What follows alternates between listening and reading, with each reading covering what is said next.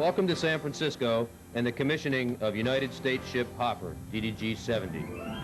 While we wait for the arrival of our official party and platform guests, I would like to tell you about our ship's legacy. The Hopper is named in honor of Rear Admiral Grace Murray Hopper, a mathematician and pioneer in data processing. Grace Murray Hopper was a legendary figure among both computer scientists and industry executives. I've already received the highest award I'll ever receive. No matter how long I live, no matter how many more different jobs I may have. And that has been the privilege and the responsibility of serving very proudly in the United States Navy, right alongside Mark I. Born in New York City in 1906 and educated at Vassar College and Yale University, Grace joined the United States Naval Reserve during World War II. She was an active duty officer or a reservist for over 43 years. Actively involved in both the military and civilian sides of the computer field, her work led to the first compiler for modern computers. She helped develop the COBOL computer language and standardize the Navy's computer programs and languages. In 1983, she received a special presidential appointment to the rank of Rear Admiral. In September 1991, President George Bush awarded her the National Medal of Technology for her pioneering accomplishments in the development of computer programming languages that simplified computer technology and opened the door to a significant larger universe of users. Rear Admiral Grace Murray Hopper died January 1st, 1992.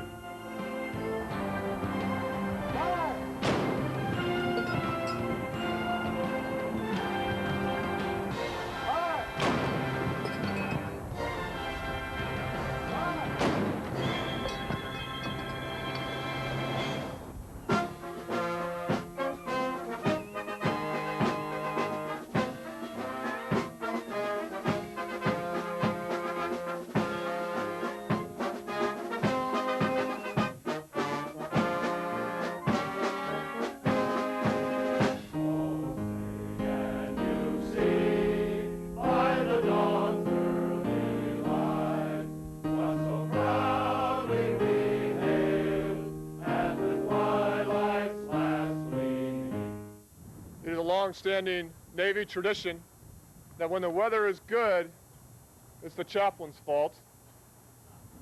But today we will give thanks to the one who has created this day. Our God bless the ship. May the USS Grace Hopper be in your hands, a deterrent to all who would disturb peace in the world. Make her a symbol of justice and freedom for all the world to see. And with her tremendous might, may she always deter and never be called upon to destroy. What a beautiful day in San Francisco. And what an inspiring setting for this commissioning. And what a great warship we are commissioning today. It is entirely fitting that the USS Hopper be commissioned here in the San Francisco Bay Area. One of the greatest things about this business that we're all in is the way that ships and people tend to come back together. And it's usually in conjunction with wonderful ceremonies like launchings or commissionings, as we're here this morning. I would just like to briefly point out that behind us at the other pier, we have the World War II Liberty ship, Jeremiah O'Brien. And just coincidentally, that ship was built by then New England Shipbuilding, really Bath Iron Works, in Portland, Maine in 1943, 54 years ago, and she's still going strong.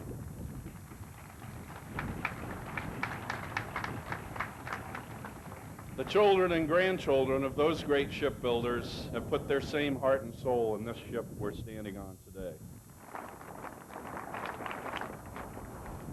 Today is also truly special because the commissioning of this fine ship reminds us of what our Navy is all about. What we do here today provides us with a very visible and tangible reminder that our nation is a maritime nation and that all the world's economies are tied together over the highways of the seas. And without modern and capable surface ships like Hopper and the ships of the Arleigh Burke class, we stand to lose our real-time influence on events around the world. USS Hopper provides our leaders with a full range of flexible deterrent and force enhancement options for responding to events across the entire spectrum of military operations overseas.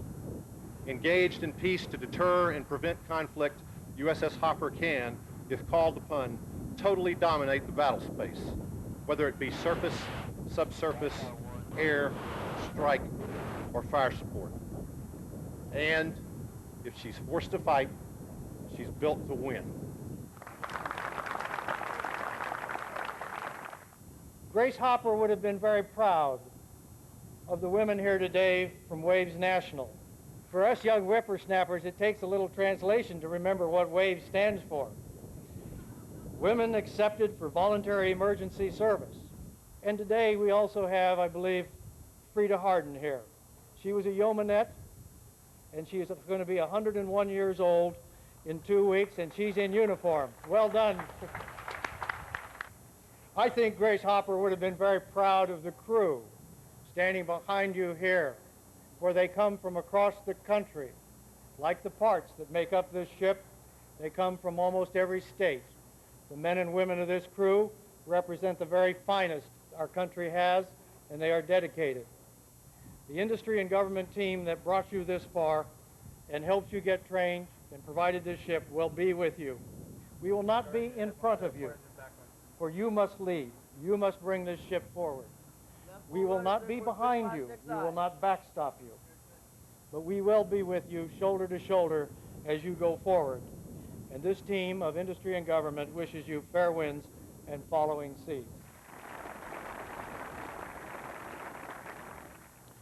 Admiral Hopper personally touched my life as a young naval officer as she taught and spread her message about the importance of computers. They finally found the failing relay. And inside the failing relay, beaten to death by the relay contacts, was a moth about this big. So the operator got a pair of tweezers and very carefully fished the moth out of the relay, put it in the logbook, put Scotch tape over it, and below it he wrote "first actual bug found." She was a great master at spreading this word. And you know, this weekend the world is thinking about two extraordinary women, Mother Teresa, Princess Diana. And we are here now. We're thinking about another extraordinary woman. So this is quite a moment, I think. Admiral Hopper will be remembered as a gifted mathematician and computer scientist who gave it all to her country. We should never forget she was also a first-rate naval officer with an unmatched sense of duty. She loved her country and the freedoms for which it stands. And when I look at this beautiful ship and its beautiful crew, I see a Navy that Admiral Grace Hopper helped to create, a proud vessel with a crew of sailors eager to set sail aboard one of the most sophisticated ships ever built.